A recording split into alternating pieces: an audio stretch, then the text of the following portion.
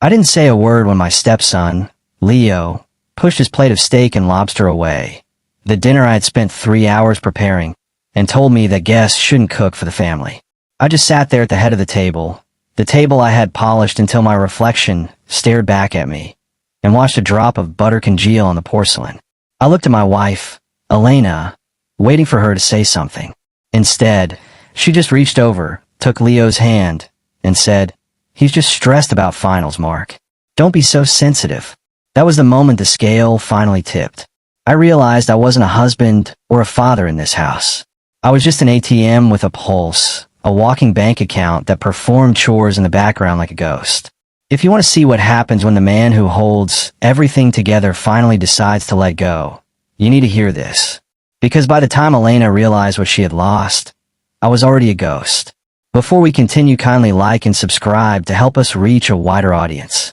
The silence that followed Elena's comment wasn't peaceful. It was heavy. It was the kind of silence that rings in your ears like a physical weight. I could hear the hum of the high-end refrigerator in the kitchen, a stainless steel beast that cost me $4,000, and the ticking of the grandfather clock in the foyer. Every sound seemed to mock me. Leo, a 19-year-old who had never held a job in his life, was staring at his phone, his thumb flicking dismissively across the screen. He didn't even look up to see the look on my face. Why would he? In his mind, I was part of the furniture. I was as permanent and as unremarkable as the drywall. Elena began talking about her day, describing a lunch she had with her friends at a bistro downtown. She talked about the wine, the gossip, and the upcoming charity auction she wanted to attend. She didn't ask about my day. She didn't ask about the merger I had spent the last 14 hours negotiating. She didn't even notice that I hadn't taken a single bite of my own food. As she spoke, my mind began to drift through the history of the last 5 years. I met Elena when she was at her lowest. She was a single mother struggling with a mountain of debt, left behind by an ex-husband who had vanished into the wind. I was the stable guy.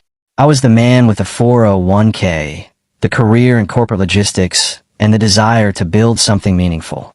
I didn't just fall in love with her. I fell in love with the idea of being her hero. I remember the first night I moved into this house. It was a fixer-upper then. I spent my weekends stripped to the waist, sanding the floors, replacing the copper piping, and painting every room a perfect, warm white. I wanted it to be a sanctuary for them. I remember Leo, then 14, watching me work. I thought his distance back then was just teenage angst. I thought that if I provided enough, if I bought the best gaming PC, the designer clothes, the summer camps, he would eventually see me as a father. But Elena never paved the way for that. Every time I tried to set a boundary or offer discipline, she would pull him away. "He's been through so much, Mark," she would whisper.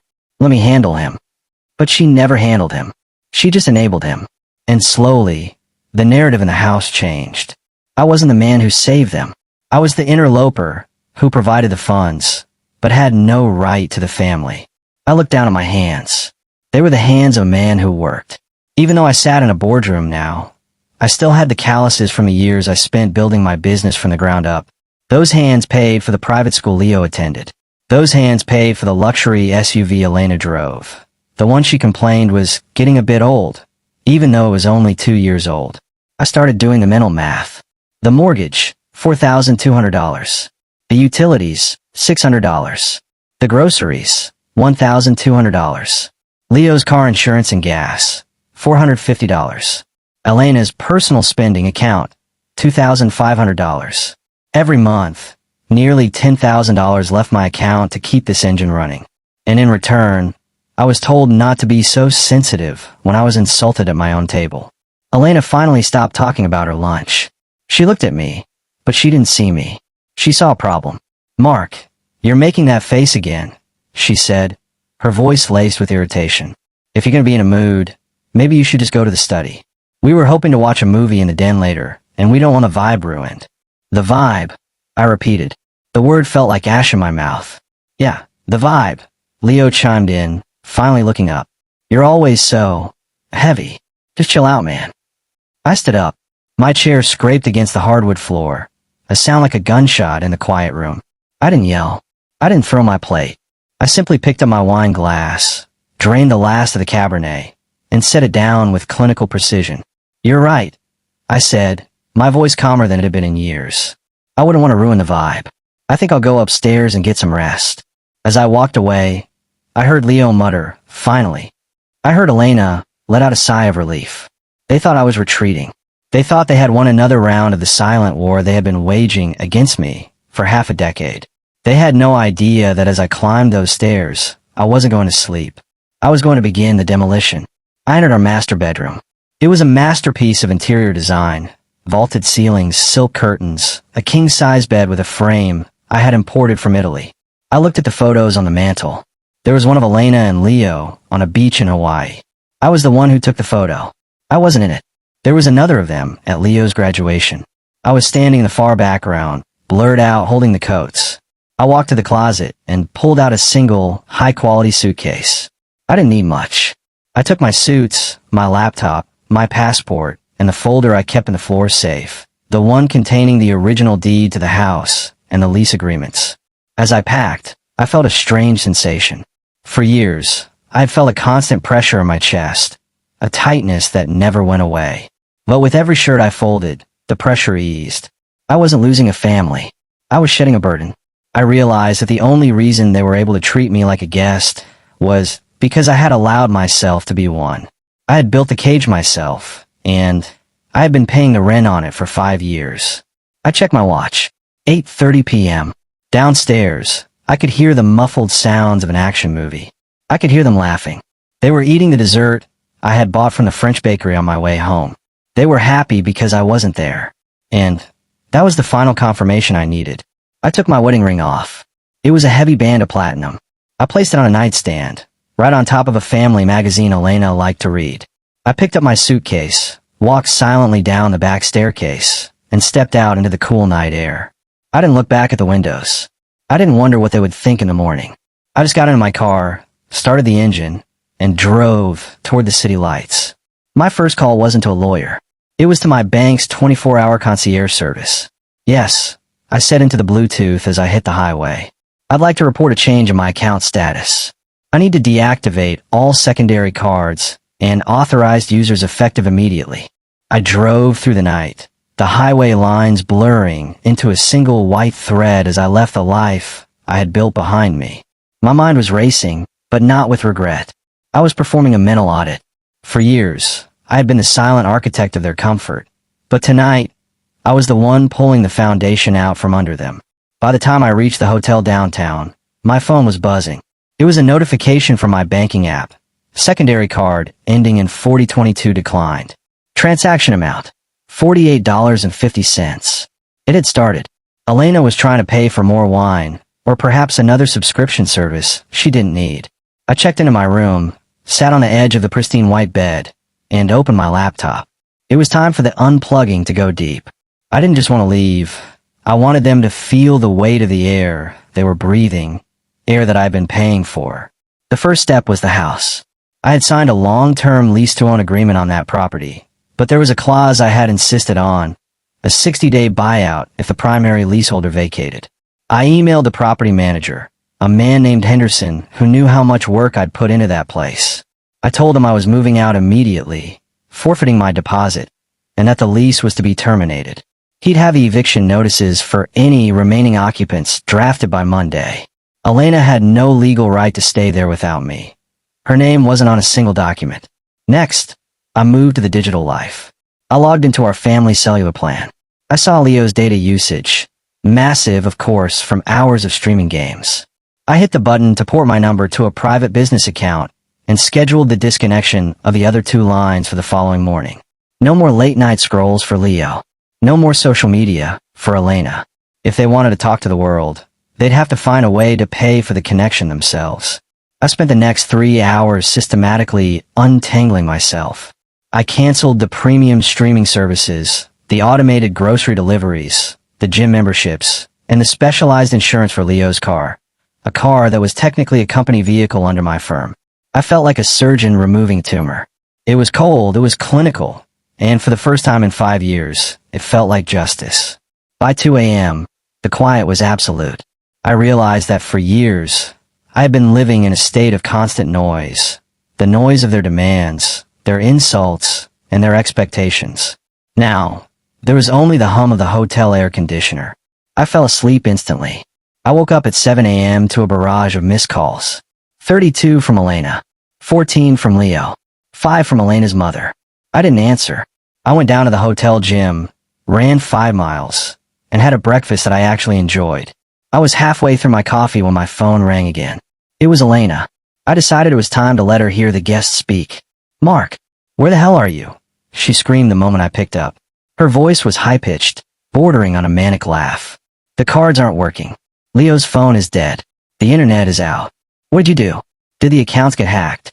"No hacking, Elena," I said. My voice is flat as a desert floor. "I just realized that since I'm a guest, it was rude of me to keep paying for your lifestyle. I've moved out. I've ended the lease. And I've closed the accounts." There was a long, stunned silence on the other end. I could hear her breathing, heavy and ragged. "Ew, you can't do that," she finally stammered. "Leo has school. I have my committee meeting today. You're being insane. Come home right now and fix this." "I'm home," I replied. "I'm in a place where people respect the man who provides for them. You and Leo have 30 days before the property manager comes for the keys. I suggest you start looking for a job, Elena. I hear the bistro downtown is hiring servers." I hung up before she could respond. The feeling was electric. It wasn't the heavy vibe Leo complained about. It was the lightness of a man who had finally stopped carrying people who refused to walk beside him. But the real fallout was only beginning. Later that afternoon, I got a text from Leo. It wasn't an apology. It was a photo of the family magazine I'd left my ring on, now shredded into pieces. Underneath it, he wrote, "You're a coward. You left us with nothing. Don't ever come back." I didn't reply. I didn't need to. I knew something he didn't.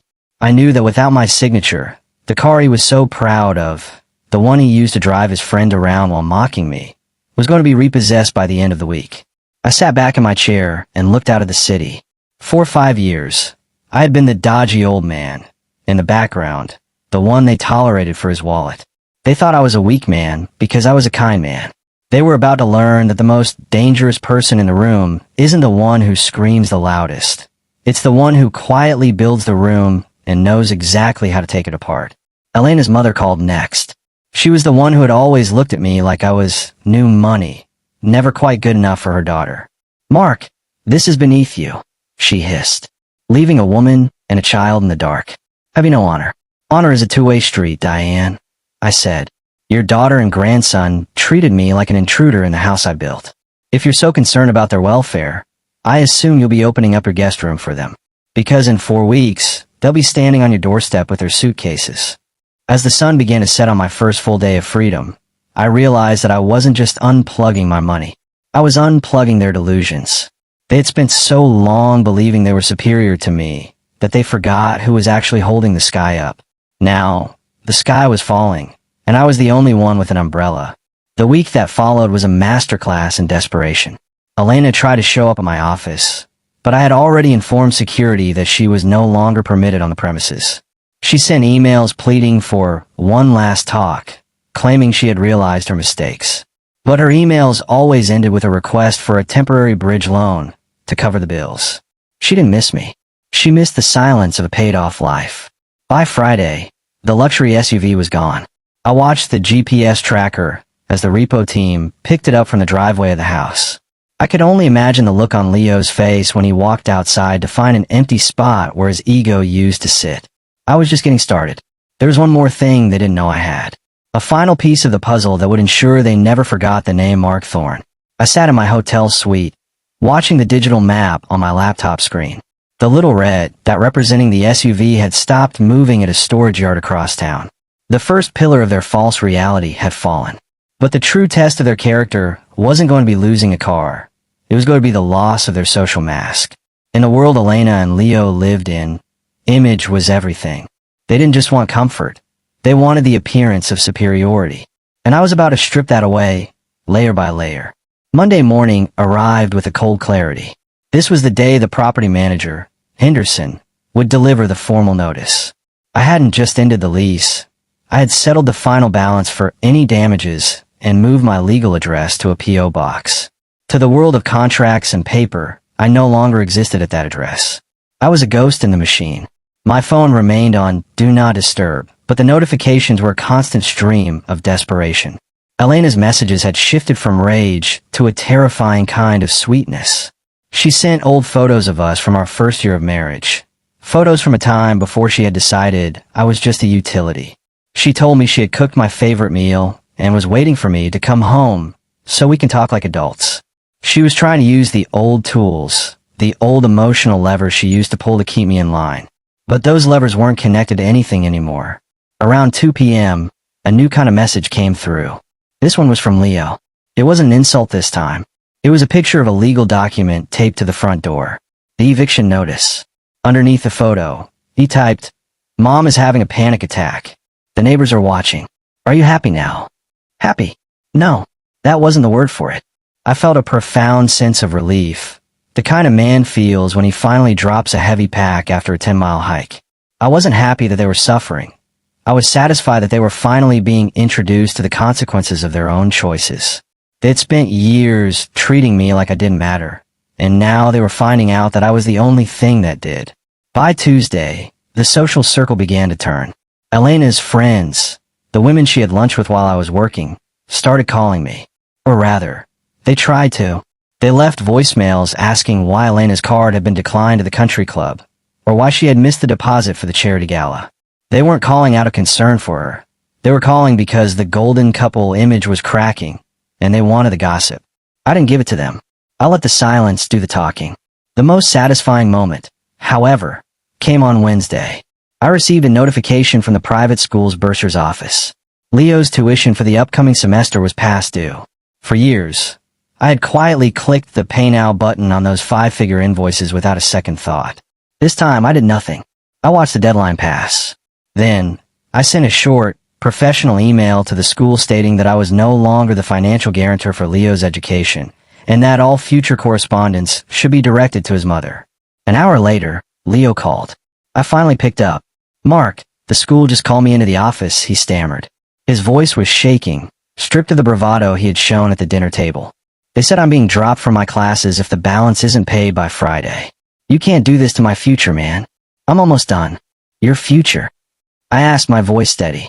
"Leo, last week you told me I was a guest in your house. You told me I was a nobody. Why would a nobody pay for your degree? Surely, a guest shouldn't be responsible for your tuition." "I was just talking." I was angry, he shouted. "You're a grown man. You're supposed to be the bigger person." "I'm being the bigger person," I replied. "I'm treating you like the adult you claim to be. Adults pay their own way, Leo. If you want that degree, find a way to earn it. Use that vibe you're so proud of to get a job."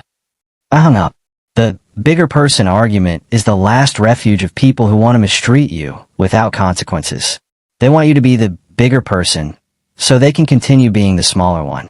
By the end of the week, the reality had fully set in. The house was quiet because the power had been scheduled for a transfer of service.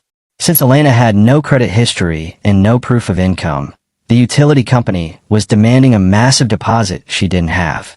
They were living in a $5 million mansion in the dark, eating whatever was left in the pantry by candlelight. Elena tried one last tactic. She showed up at my hotel. I don't know how she found me. Perhaps she followed my car or hired a cheap investigator. But she was standing in the lobby when I walked in from a business dinner. She looked haggard. The designer clothes were wrinkled, and the arrogance was gone, replaced by a desperate, wide-eyed look. "Mark, please," she said, reaching for my arm. I stepped back. "We can fix this. I'll make Leo apologize. I'll make him do whatever you want. Just come back. We're losing everything." "You aren't losing everything, Elena," I said, looking her directly in the eyes. "You're just losing the things you never earned. You still have your health, you still have your son, and you still have that stress you were so worried about. The only thing you've lost is me. How can you be so cold?" she whispered, tears finally streaming down her face. "I'm not cold," I said. "I'm just unplugged. You told me not to be so sensitive, remember? I'm just following your advice." As I walked toward the elevator, I felt the final tether snap. I knew that the next stage would be the most difficult for them. The move-out date was approaching, and they had nowhere to go. Elena's mother had already told them her guest room was under renovation, a polite way of saying she didn't want to support them either. They were truly on their own for the first time in their lives. and I was about to reveal the final move in my deck, the one that would ensure I was never bothered by them again. The move-out deadline was 48 hours away. I returned to the neighborhood one last time, not to the house, but to a small coffee shop across the street where I could watch the final act of the life I had dismantled. I saw the moving truck, not the professional, white-glove service I used to hire, but a battered, rented U-Haul that Leo was struggling to back into the driveway. Watching them haul boxes of designer clothes and half-empty electronics into the back of that truck, I realized they looked smaller. Without the backdrop of my success, without the expensive lighting and the manicured lawn, they were just two people who had played a high-stakes game of chicken with a person who owned the road. I checked my tablet. The final part of my plan was a gift of clarity. I had instructed my lawyer to send one last package to the house, time to arrive just as they were locking the door for the final time. It wasn't money. It wasn't a peace offering. It was a comprehensive ledger. Inside that package was every receipt, every invoice, and every bank statement from the last 5 years. I had highlighted the total at the bottom of the final page, $642,000. That was the cost of their vibe. That was the price of the guests they had insulted. I wanted them to have that number burned into their brains every time they looked at their bank balance in their new, cramped apartment. I wanted them to know exactly what it cost to be sensitive. As they were finishing the load, Elena saw my car. She froze, clutching a box of kitchenware. She looked at me through the windshield, and for a second, I saw the old Elena, the one who thought she could charm her way out of any storm. She started to walk toward me, but Leo grabbed her arm. He looked at me, too. There was no guest comment today. There was only a hollow, haunting realization in his eyes. He finally understood that the man he called a nobody was the only thing that had made him a somebody. I didn't roll down the window. I didn't wave. I simply put the car in gear and drove away. 6 months later, my life is unrecognizable.